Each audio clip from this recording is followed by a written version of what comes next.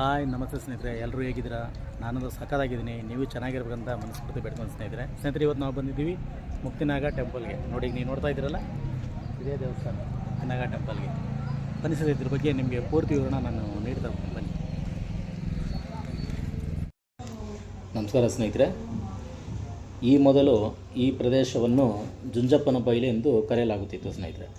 ಜುಂಜಪ್ಪ ಬೇರೆ ಯಾರೂ ಅಲ್ಲ ಸ್ನೇಹಿತರೆ, ಪ್ರದೇಶದ ಸರ್ಪ ದೇವರು ಅಂತ ಹೆಸರು ಸ್ನೇಹಿತರೆ. ಈ ಪ್ರದೇಶದಲ್ಲಿ ವಾಸಿಸುತ್ತಿದ್ದ ದೊಡ್ಡ ಹಾವು ಈ ಪ್ರದೇಶವನ್ನು ರಕ್ಷಿಸಿದ ನಿಜವಾದ ದೇವರು ಎಂದು ಜನರು ನಂಬ್ತಾರೆ ಸ್ನೇಹಿತರೆ. ಪ್ರಸ್ತುತ ಮುಕ್ತಿ ದೇವಾಲಯವನ್ನು ಕೆಲವೇ ವರ್ಷಗಳ ಹಿಂದೆ ನಿರ್ಮಿಸಲಾಯಿತು. ಕುತೂಹಲಕಾರಿಯಾಗಿ ಮುಕ್ತಿನಾಗನ ವಿಗ್ರಹವು ಸುಮಾರು 16 ಅಡಿ ಎತ್ತರವಿದೆ ಮತ್ತು ಇದು ಭಾರತದ ಅತಿದೊಡ್ಡ ಏಕಶಿಲೆಯ ನಾಗ ವಿಗ್ರಹಗಳಲ್ಲಿ ಒಂದಾಗಿದೆ ಸ್ನೇಹಿತರೆ. ಬೆಂಗಳೂರಿನ ಮುಕ್ತಿನಾಗ ದೇವಾಲಯದ ಬಳಿ ಇರುವ ರೇಣುಕಾ ಯಲ್ಲಮ್ಮ ದೇವಸ್ಥಾನದಲ್ಲಿ ನಾಗದೇವರ ವಿಗ್ರಹಗಳಿವೆ ಸ್ನೇಹಿತರೆ. ಕಥೆಯ ಪ್ರಕಾರ ಧರ್ಮಾಧಿಕಾರಿ ಶ್ರೀ ಸುಬ್ರಹ್ಮಣ್ಯ ಶಾಸ್ತ್ರಿ ಕುಕ್ಕೆ ಸುಬ್ರಹ್ಮಣ್ಯದಲ್ಲಿ ದೈವಿಕ ಉಪಸ್ಥಿತಿಯನ್ನು ಅನುಭವಿಸಿದರು.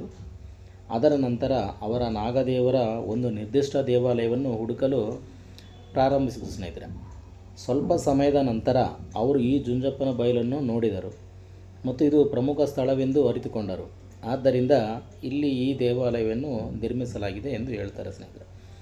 ಮುಕ್ತಿನಾಗ ದೇವಾಲಯ ಸಂಕೀರ್ಣವು ಅನೇಕ ದೇವಾಲಯಗಳನ್ನು ಹೊಂದಿದೆ ಮತ್ತು ಇನ್ನೂ ಅನೇಕ ಯೋಜನೆಗಳು ಸುತ್ತಮುತ್ತಲೂ ನಡೆಯುತ್ತಿವೆ. ಮುಕ್ತಿನಾಗನ ಮುಖ್ಯ ದೇವಾಲಯದ ಹೊರತಾಗಿ ನೀವು ರೇಣುಕಾ ಯಲ್ಲಮ್ಮ, ಆದಿಮುಕ್ತಿನಾಗ ಮತ್ತು ಪಟ್ಟಲಮ್ಮ ದೇವಸ್ಥಾನಗಳನ್ನು ನೋಡಬಹುದು. ಇದಲ್ಲದೆ ಮುಖ್ಯ ದೇವಾಲಯದ ಸುತ್ತ 4 ಸಣ್ಣ ದೇವಾಲಯಗಳಿವೆ ಸ್ನೇಹಿತರೆ.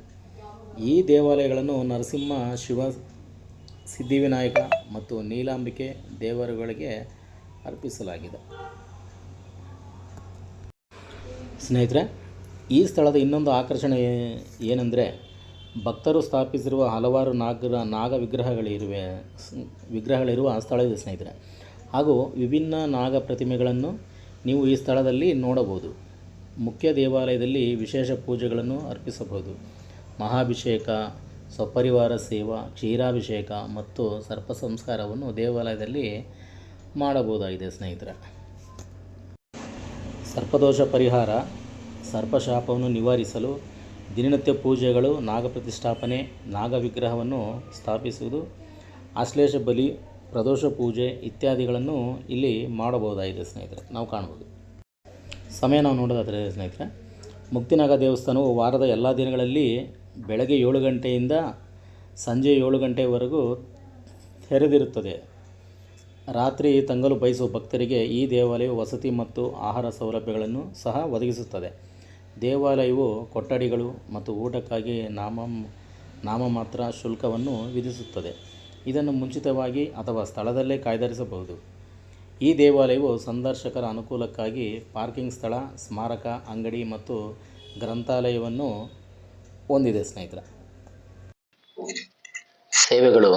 ಮುಕ್ತಿನಾಗ ದೇವಸ್ಥಾನದಲ್ಲಿ ನಾಗದೇವತೆಯನ್ನು ಪೂಜಿಸಲು ಮತ್ತು ಆಶೀರ್ವಾದವನ್ನು ಪಡೆಯಲು ಬಯಸುವ ಭಕ್ತರಿಗೆ ವಿವಿಧ ಪೂಜೆಗಳು ಮತ್ತು ಸೇವೆಗಳನ್ನು ಲಭ್ಯವಿದೆ. ಕೆಲವು ಪೂಜೆಗಳು ಮತ್ತು ಸೇವೆಗಳು ಹೀಗಿವೆ ಸ್ನೇಹಿತರೆ. ಸರ್ಪ ಸಂಸ್ಕಾರ.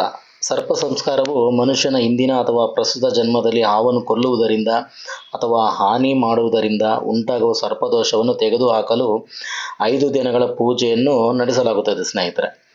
ಪೂಜೆಯು ನಾಗದೇವತೆಗೆ ಪ್ರಾರ್ಥನೆಗಳು, ಮನೆಗಳು ಮತ್ತು ಅಭಿಷೇಕಗಳನ್ನು ಅರ್ಪಿಸುವುದು ಮತ್ತು ಬ್ರಾಹ್ಮಣರು ಮತ್ತು ಬಡವರಿಗೆ ಆಹಾರವನ್ನು ನೀಡುವುದು ಒಳಗೊಂಡಿರ್ತದೆ ಸ್ನೇಹಿತರೆ. ಆಶ್ಲೇಷ ಬಲಿ. ಆಶ್ಲೇಷ ಬಲಿ ಅಂದರೆ ಮನುಷ್ಯನ ಜನ್ಮ ಜಾತಕದಲ್ಲಿ ಆಶ್ಲೇಷ ನಕ್ಷತ್ರವನ್ನು ಹೊಂದುವುದರಿಂದ ಉಂಟಾಗುವ ನಾಗದೋಷವನ್ನು ತೆಗೆದುಹಾಕಲು ನಡೆಸಲಾಗುವ 1 ದಿನದ ಪೂಜೆಯಾಗಿದೆ. ಈ ಪೂಜೆಯು ನಾಗದೇವತೆಗೆ ಪ್ರಾರ್ಥನೆಗಳು, ಹೋಮಗಳು ಮತ್ತು ಅಭಿಷೇಕಗಳನ್ನು ಸಲ್ಲಿಸುವುದು ಮತ್ತು ಬ್ರಾಹ್ಮಣರು ಮತ್ತು ಬಡವರಿಗೆ ಆಹಾರವನ್ನು ನೀಡುವುದು ಒಳಗೊಂಡಿರುತ್ತದೆ ಸ್ನೇಹಿತರೆ. ನಾಗ ಪ್ರತಿಷ್ಠಾಪನೆ. ನಾಗ ಪ್ರತಿಷ್ಠಾಪನೆ ಅಂದರೆ 1 ದಿನದ ಪೂಜೆಯಾಗಿದ್ದು, ಇದನ್ನು ದೇವಾಲಯದ ಆವರಣದಲ್ಲಿ ಅಥವಾ ಒಬ್ಬರ ಮನೆಯಲ್ಲಿ ನಾಗ ವಿಗ್ರಹವನ್ನು ಸ್ಥಾಪಿಸಲು ನಡೆಸಲಾಗುತ್ತದೆ. ಪೂಜೆಯು ನಾಗ ವಿಗ್ರಹವನ್ನು ಮಂತ್ರಗಳು ಮತ್ತು ಆಚರಣೆಗಳೊಂದಿಗೆ ಪ್ರತಿಷ್ಠಿಸುವುದು ಮತ್ತು ನಾಗದೇವತೆಗೆ ಪ್ರಾರ್ಥನೆ, ಹೋಮಗಳು ಮತ್ತು ಅಭಿಷೇಕಗಳನ್ನು ಸಲ್ಲಿಸುವುದನ್ನು ಒಳಗೊಂಡಿರುತ್ತದೆ ಸ್ನೇಹಿತರೆ. ಹಾಗೆ ಕ್ಷೀರಾಭಿಷೇಕ ಅಂದರೆ ನಾಗದೇವತೆಗೆ ಹಾಲಿನ ಅಭಿಷೇಕ ಅಥವಾ ಅಭಿಷೇಕ ಸ್ನಾನ ಸಲ್ಲಿಸಲು ನಡೆಸಲಾಗುವ ದೈನಂದಿನ ಪೂಜೆಯಾಗಿದೆ. ಪೂಜೆಯು ನಾಗವಿಗ್ರಹದ ಮೇಲೆ ಹಾಲು ಸುರಿಯುವುದು ಮತ್ತು ನಾಗಮಂತ್ರವನ್ನು ಪಠಿಸುವುದನ್ನು ಒಳಗೊಂಡಿರುತ್ತದೆ ಸ್ನೇಹಿತರೆ. ಮಹಾಭಿಷೇಕವು ನಾಗದೇವತೆಗೆ ವಿವಿಧ ಅಭಿಷೇಕಗಳನ್ನು ಸ್ನಾನ ಸಲ್ಲಿಸಲು ನಡೆಸಲಾಗುವ ದೈನಂದಿನ ಪೂಜೆಯಾಗಿದೆ. ಪೂಜೆಯು ನಾಗವಿಗ್ರಹದ ಮೇಲೆ ನೀರು ಹಾಕಲು, ಮೊಸರು, ಜೇನುತುಪ್ಪ ಮತ್ತು ಇತರ ವಸ್ತುಗಳನ್ನು ಸುರಿಯುವುದು ಮತ್ತು ನಾಗಮಂತ್ರವನ್ನು ಪಠಿಸುವುದನ್ನು ಒಳಗೊಂಡಿರುತ್ತದೆ. ಮುಕ್ತಿನಾಗ ದೇವಸ್ಥಾನದಲ್ಲಿ ಪೂಜೆಗಳು ಮತ್ತು ಸೇವೆಗಳನ್ನು ನೀಡಲಾಗುತ್ತದೆ.